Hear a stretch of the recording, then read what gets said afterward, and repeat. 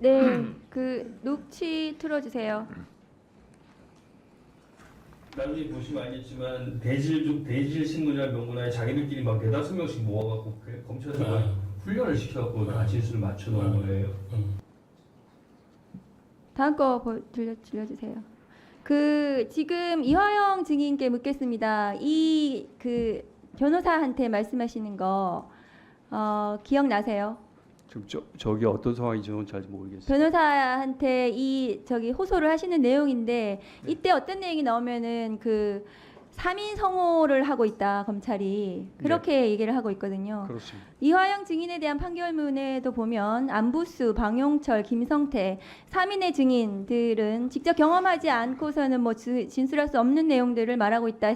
진술이 모두 일치해서 이화영 증인에 대한 유죄 판결이 선고된 것으로 판결문에는 그렇게 되어 있습니다. 그런데 지금 이화영 증인이 이 3인 성호로 인해서 진술을 유죄 판결을 받았다고 볼 수밖에 없는 이유가 지금 다음 거 보여주세요.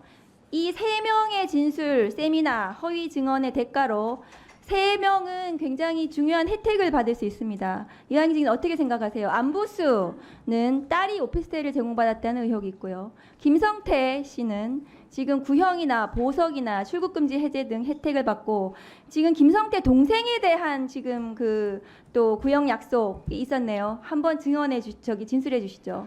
그거 지금 의원님 말씀하신 것들 모두 실제 이루어졌었던 일이고요. 또 그것뿐만이 아니고 그 쌍방울 그 회사 관계자들이 여러 구속됐었는데 그 사람들 전부 그 1심에서 다 이렇게 낮은 형을 구형해서 예를 들면은 김성태 씨의 동생도 구속됐었는데 원래는 징역 1년 6월을 구형하려고 했으나 박상용 검사가 내가 힘을 써서 6개월로 구형을 맞춰서 바로 나가도록 자기가 했다 이렇게 저 앞에서 자랑을 하면서 모든 사람들이 그러니까 제가 이재명 대표에게 불리한 진술을 하면 우리가 검찰에서 지금 이 세 3인을 포함해 가지고 쌍방울 측 관계자들 전부 석방한 것처럼 나도 석방을 시켜주겠다. 너가 지금 보고 있지 않느냐 이렇게 해서 그 예증을 들으면서 저한테 강하게 설명을 했었던 적이 있었습니다. 파티를 한번 하자 이렇게 네. 박상영 검사가 얘기한 거는 무슨 내용입니까?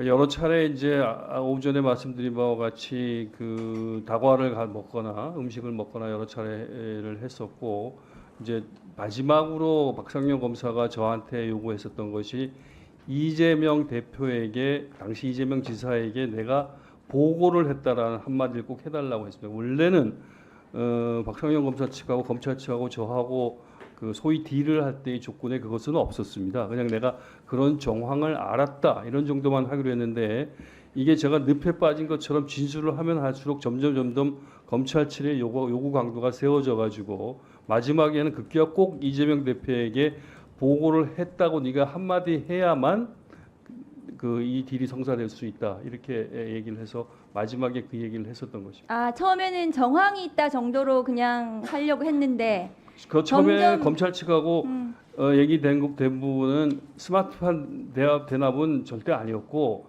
그 뒷부분에 있었던 방북 비용에 대해서는 내가 그 정황을 일부 알았다 이렇게 진술만 하면 되겠다고 얘기를 했었고요. 그래서 그렇게 얘기가 돼서 제가 그런 정도면은 한번 해보만 하지 않느냐고 저의 당시 변호인한테 상의했던 변호인도 그게 좋겠다. 그게 이 상황을 좀 모면하는데 도움이 되겠다고 해가지고 그렇게 했었고 그 당시에 소위 아까 누가 설주환 변호사님 얘기하던데 당에서 보냈다고 하는 설주환 변호사님도 그 정도는 이재명 대표도 뭐 오케이 양해하고 있다. 그 정도는 하는 게 좋겠다. 이렇게 얘기를 하시더라고요. 그래서 저는 그런 정도가 적절한 선이라고 했는데 계속 검찰의 진술의 강도가 높아지면서 꼭 보고를 해야 된다고 얘기를 해가지고 제가 몰려서 마지막에 그 보고에 대해서 주가 좀 함정을 팠죠. 그러니까 제가 2023년 7월 29일 날 이재명 대표에게 그와 같은 보고를 했다 이렇게 검찰에 허위 진술을 했는데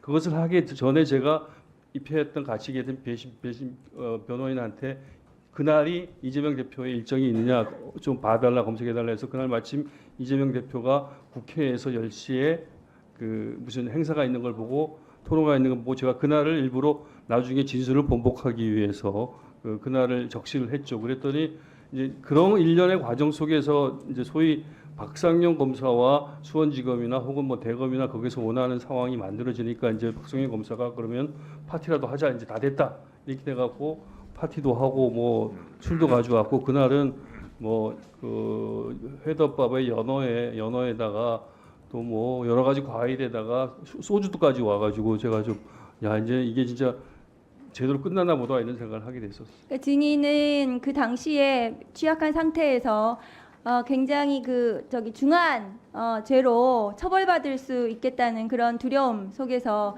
계속해서 박상용 검사가 처음에는 정황 정도로 그냥 합의하자 했다가 지금 상부에서 동의할 수 없다고 한다. 지금 네. 이제 증인께서 네. 그 쓴 옥중 서신에 의하면 자, 상부에서 동의가 안 된다. 확실하게 연결이 돼야 당신이 주범이 안 되고 약하게 빠져나갈 수 있다. 이렇게 해서 네. 그래서 이제 점점점 보고를 한 걸로 그 허위 진술을 하게 됐다는 말씀이시죠. 그랬었죠. 네, 그리고 그것은 지금 증인께서 처벌받을 위험, 이 어떻게든 여기서 빠져나갈 수 없겠다는 그런 두려움이 있으셨을 것 같거든요. 그것도 있었고 또 여러 가지 그 조언을 주시는 분들의 정황이 그런 정도면은 특히 검찰에서 특히 박상용 검사가 그 정도 진술로 제 진술로 이재명 대표가 구속에 이르르지는 않는다.